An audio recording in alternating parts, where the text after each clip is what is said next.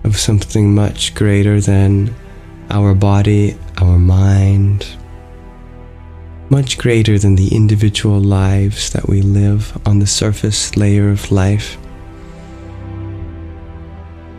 That you are a part of something much greater which loves you completely.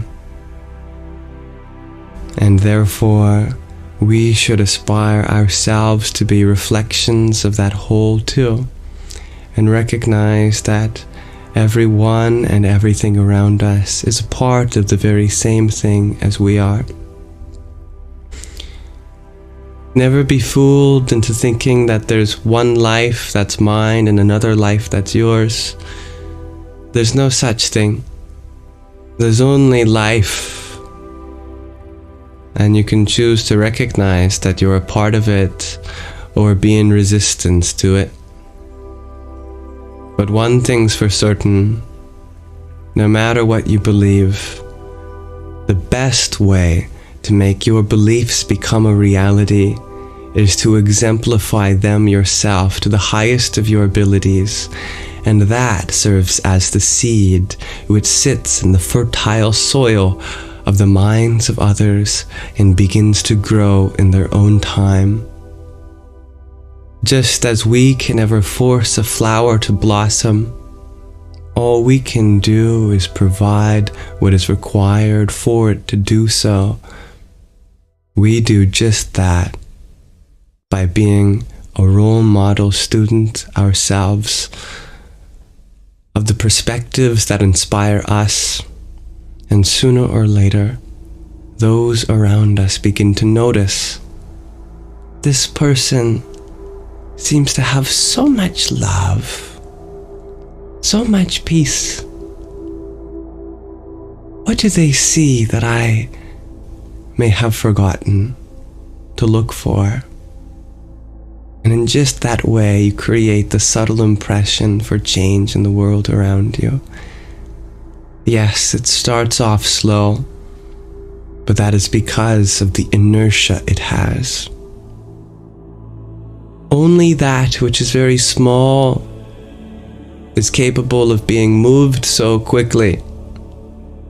If you find that there's something great that you see, and it takes a long time for it to be a reality, then that means you truly have found something very big, and that takes a long time to get going, and that's okay.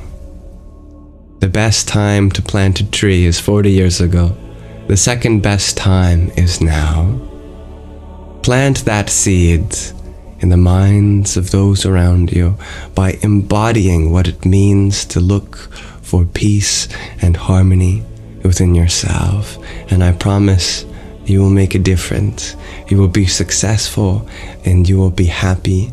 And every part of your life will be validated, integrated, and coming together to form a greater whole. Om Brahm, Om Brahm, Om Brahm. May we never expect anything else than the space that is always available for us to expand into. Namaste. So thank you for being here. Thank you for being part of a greater whole. In this community, in another community, no matter where you go in life, remember that the only divisions are the ones that we create in our minds. Without thought, there is only whole unity. Just as an ocean may appear to be made up of different things we call waves, only when we use our mind to dissect one thing from another, we forget that it's truly one process that we call ocean. And there is no true beginning of where one wave starts and another stops, but rather something that is much more formless and free. This is where we end our Sangha today. But before we go, Rose had a question, as you were curious about my perspective of Kali Ma. She is the darkness that exists within everyone that deserves to be seen and recognized. Yes, we place so much emphasis on light, but darkness has a place too. There are parts of the divine which also make room for darkness. Kali is the mother of darkness. She is the womb in which we all grow. And from that womb, there is darkness, a motherly kind of darkness, a motherly kind of love, with appropriate boundaries. And yet we are nourished in that darkness and eventually become released from our limitations and bathe in the light beyond.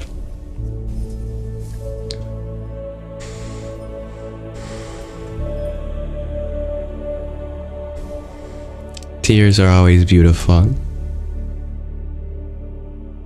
Crying is a birthright, and we all deserve to express ourselves through tears, through laughter, through joys big and small, just as you are right now. You are enough.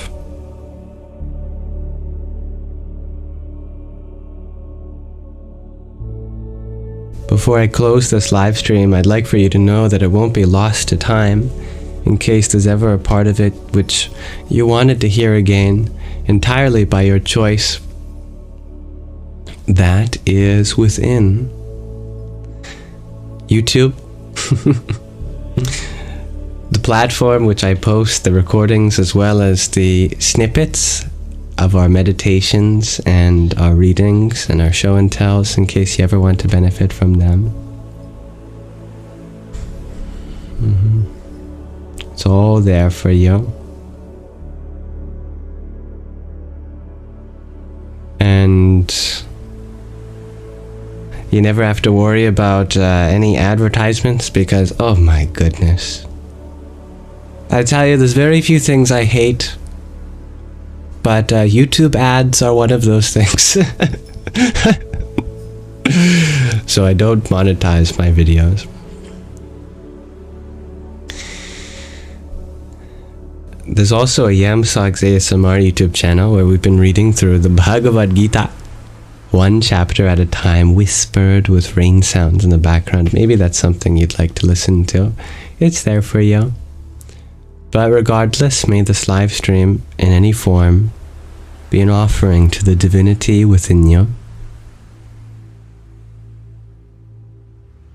Asatoma sadgamaya tamasoma jyotirgamaya mrityorma amritangamaya.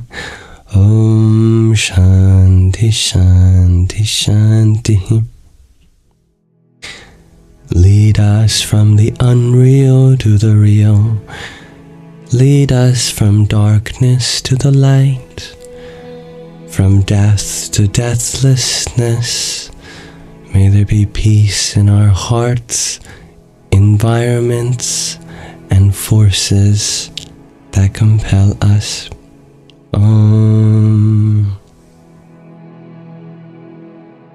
May you all have a wonderful rest of your present moment, be it in the form that it takes place for you now, or any other form as this moment evolves for you.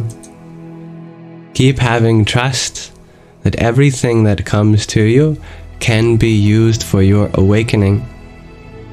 No matter what happens in life, you have the freedom to choose what you do with it, what you make of it, what you see in it, and how you want to go forward. Life is not a survival of the fittest. You don't have to be so strong. You don't have to feel like you have to keep things together or you're gonna fall apart. You're already whole. You could never separate from yourself. Your weakness is your greatest strength. Your vulnerability, your allowance to be human. Just be as you are, and that's enough. Thank you, Pandora, for your heartbeat. Radhe, Radhe. Thank you, dear moderators, for being peacekeepers on the learning journey with me, for what it makes, in what it makes for a peaceful place. Very honored to be here, and any way in which I can continue to reflect on my own limitations and be a better exemplar of any of these things. I hope for you to hold me accountable to that and return with even more patience and humility next time. Thank you. Namaste.